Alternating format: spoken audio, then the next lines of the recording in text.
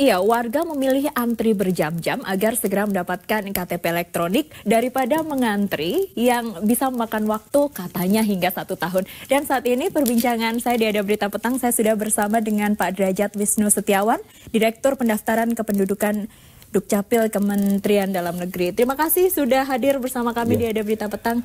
Saya juga bersama dengan Pak Sudaryatmo, Wakil Ketua Harian YLKI. Ya, terima kasih diundang. Baik, saya ke Pak Derajat dulu. Ini tadi dikatakan targetnya adalah akhir tahun. Tepatnya kapan Pak Derajat? Ya, jadi Bapak Mendagri sudah menugaskan kepada kita, jajaran Dukcapil seluruh Indonesia, bahwa seluruh wajib KTP ini harus sudah selesai direkam di akhir tahun 2017 ini.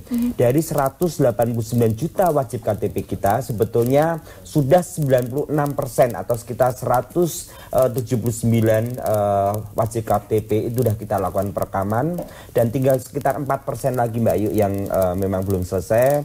Dan ini secara nasional angkanya sekitar 4 jutaan lagi. Oke, ini 96%. Tapi kalau tadi kita lihat tayangan di Taman Mini, animo masyarakat luar biasa sekali. Artinya di tataran bawah tidak dilayani dengan baik, memanfaatkan momen. Sebenarnya apa kendala utamanya Pak Derajat? Ya, jadi dari 176 juta penduduk yang sudah kita rekam, memang masih sekitar 2-3 juta lagi yang memang belum kita bisa cetakan KTP elektroniknya seperti ini. Nah, kendalanya memang bermacam-macam Mbak Ayu. Ada juga problem terkait dengan bahwa satu orang penduduk itu kadang-kadang mencoba untuk merekam lebih dari 1 kali.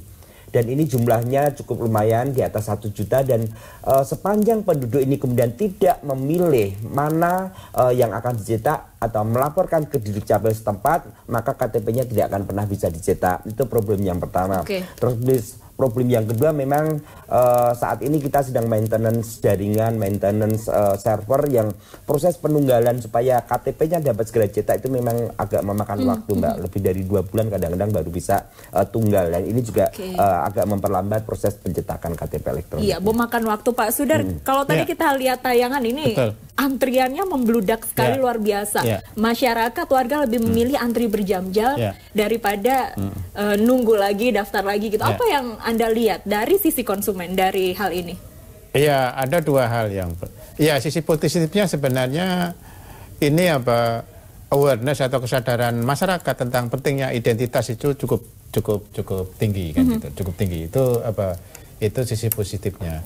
Nah, sisi negatif atau sisi yang perlu diperbaiki itu adalah tadi sebenarnya animo masyarakat yang tinggi itu mestinya juga direspon secara proporsional. Jadi kalau kita bicara iktp itu kan sebenarnya ada dua perekaman sama pencetakan gitu loh. Jadi kalau perekaman itu relatif tidak ada masalah. Tapi pencetakan ini yang masyarakat itu di beberapa daerah itu tidak ada kejelasan informasi. Kapan sih iktp-nya itu bisa diambil tadi.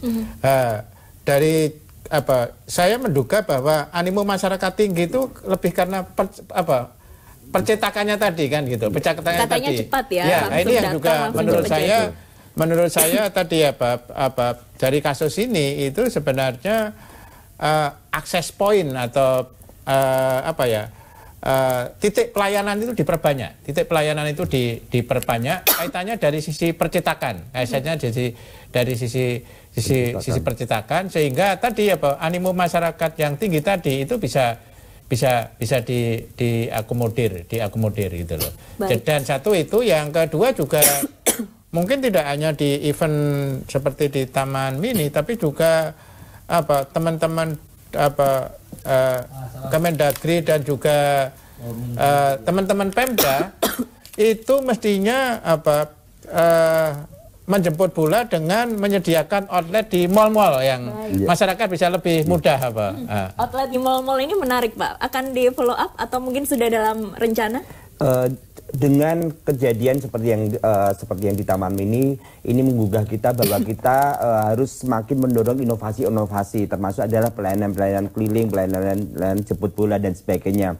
Sebetulnya kabupaten kota seluruh Indonesia itu sudah melakukan hal ini, tapi mungkin intensitasnya yang mungkin akan kita lebih perbanyak lagi. Ya sudah kita laksanakan sebetulnya. Itu ya. akan dilaksanakan. Ya. Baik, ini sebenarnya yang paling efektif adalah di mal-mal, tapi itu kan sebenarnya adalah sisi yang lain karena tidak semua warga mengunjungi mal. Menurut Anda selain mal apalagi nih sarannya mumpung ketemu sama dari Kemendagri? Jadi kalau kita bicara iktp itu ada dua sebenarnya. Ada penduduk usia di atas 17 tahun yang dia sebelumnya sudah punya KTP tapi belum KTP elektronik yang harus melakukan perekaman dan pencetakan tadi. Yang kedua adalah penduduk yang menginjak usia 17 tahun yang dia harus melakukan perekaman dan pencetakan tadi. Khusus untuk penduduk yang baru menginjak 17 tahun itu YLKI mendorong supaya Pemda itu proaktif sehingga ketika usianya mendekati 17 tahun di-remind kan itu loh. Diingatkan bisa lewat surat, kalau ada datanya di ini bisa. Sehingga tadi kita sudah ngingetin loh. Jadi kalau tidak ada perekaman, itu bukan salah Pemdanya gitu loh. Bisa memastikan bahwa dia karena usianya 17 tahun sudah berhak mendapatkan identitas dalam bentuk KTP. Baik. Silakan melakukan perekaman kan gitu. Sedikit saja Pak Derajat sebelum kita jeda, ini sebenarnya perekaman seperti yang ada di Taman Mini dan inovasi-inovasi lainnya, ini semua orang warga dari seluruh Indonesia bisa datang ke sana atau mungkin harus daftar atau merekam di daerah domisilinya masing-masing. Jadi untuk perekaman dan pencetakan KTP elektronik itu dapat dilakukan di luar domisili penduduk. Oke, berarti bisa di mana saja. Betul. Baik, kita akan lanjutkan perbincangan usai jeda. Mirsa, tetaplah bersama kami di Ada Berita Petang, segera kembali. Iya, Mirsa, kita kembali lanjutkan perbincangan di Ada Berita Petang. Saya ke Pak Sudar dulu. Ini dari jemput bola, inovasi yang sudah dilakukan oleh Kemendagri mendapat animo luar biasa oleh masyarakat. Ternyata ada berita hoax juga. Ini sebenarnya dari evaluasi keseluruhan program inovasinya Kemendagri, apa yang harus digarisbawahi? Ya, ini memang pelajaran yang bisa dipetik dari sini tadi ketika mengadakan acara jemput bola itu message-nya harus clear kan gitu. Jadi stand itu peruntukannya untuk apa kan gitu. Jadi kalau percetakan berarti ya syaratnya harus melakukan perekaman kan kira-kira gitu loh. Yang datang itu kan beberapa itu kan dia pengen merekam, langsung dicetak, langsung dibawa pulang pada hari yang sama kan gitu loh. Nah, ini yang secara teknis mungkin belum semua bisa melakukan. Jadi menurut saya memang ini kampanye tentang pentingnya memiliki identitas dan memang ada undang-undangnya, dan menurut saya juga tadi message yang disampaikan ke masyarakat itu harus jelas sehingga tadi jangan sampai di publik itu ada salah persepsi tadi yang tidak hanya merepotkan masyarakat tapi juga merepotkan panitia. Memang acara itu didesain bukan untuk perekaman sekaligus pencetakan kan gitu. Ini yang kurang dipahami oleh masyarakat dengan baik sebenarnya. Bagaimana sih tahapan EKTP untuk warga sampai akhirnya dapat tahapan yang memang dari Kemendagri? Jadi sesuai SOP sebetulnya sebelum KTP elektronik seperti ini dimiliki oleh penduduk, memang syarat utama adalah penduduk harus melakukan perekaman KTP elektronik dulu. Jadi diambil sidik jarinya, diambil iris matanya, direkam, terus kemudian melewati tahapan yang sangat penting adalah proses penunggalan. Jadi kita harus pastikan bahwa penduduk yang sudah kita rekam sidik jarinya itu memang benar-benar satu orang penduduk. Nah ini proses penunggalan inilah yang kemudian harus dilakukan beberapa ada rentang waktunya. Dan kemudian barulah penduduk ini dinyatakan tunggal, baru kemudian bisa dicetak KTP elektroniknya. Salah satu permasalahan klasik yang belakangan kita dengar adalah belangko habis. Apa kabar belangkonya? Iya, jadi gini, terkait dengan isu atau hal terkait dengan ketersediaan belangko dapat kami sampaikan di sini, dapat kami tegaskan bahwa cukup.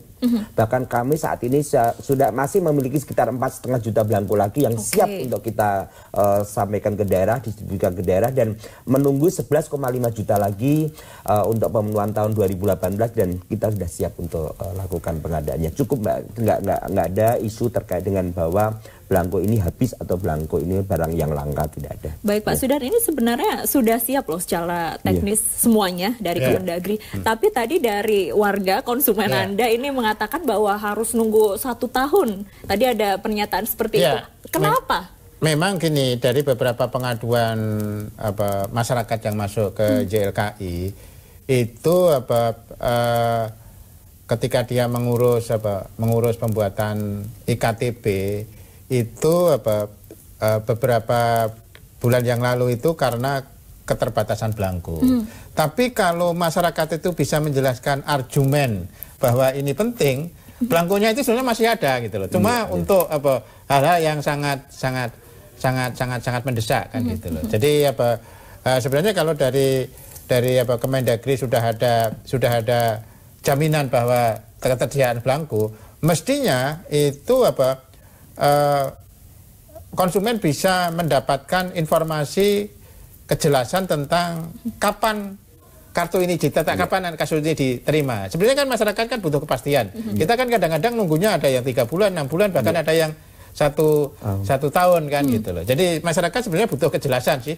Setelah perekaman berapa bulan sih dia bisa mengambil, dan Kemendagri kalau belangkonya ada secara teknik kan tinggal nyetaknya saat ini kalau nggak salah di tingkat kabupaten ya Pak. Kabupaten ya menurut saya tergantung dari perekaman di kecamatan sama kabupaten itu kan mestinya butuh waktu yang tidak lama juga gitu. Jawabannya Pak Derajat berapa lama?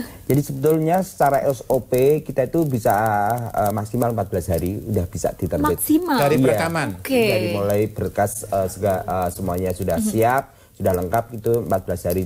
Sebetulnya kalau tidak ada problem apapun terkait dengan jaringan, belangko, aplikasi penunggalan dan sebagainya, ini hitungannya tuh bahkan mungkin jam saja Mbak, bisa langsung terbit. Tapi ya kemudian saat ini sedang kita benahi semua dari hasil evaluasi pelayanan-pelayanan, termasuk bahwa kita harus membenahi sistem komunikasi dengan masyarakat dan sebagainya. Mudah-mudahan 2018 ke depan sudah nggak ada masalah. Ternyata tidak butuh waktu terlalu lama. Ini inovasi apa yang akan dilakukan oleh Kementerian Dalam Negeri untuk menyelesaikan program EKTP cepat waktu? Kalau dari sisi regulasi kita akan memangkas persyaratan-persyaratan yang tidak diperlukan lagi karena jaringan komunikasi data kita sudah online, data kita sudah akurat dan sebagainya, maka persyaratan-persyaratan terkait dengan yang harus dipenuhi oleh penduduk itu kita kurangi. Misalnya seperti surat pengantar RT, RW, permohonan ke desa, kelurahan dan sebagainya, itu nanti bisa langsung mendatangi titik layanan dan kemudian langsung bisa dilakukan pencetakan KTP. Baik, ini menarik sekali yang baru saja kita dapatkan. Terakhir Pak Sudar, apakah langkah ini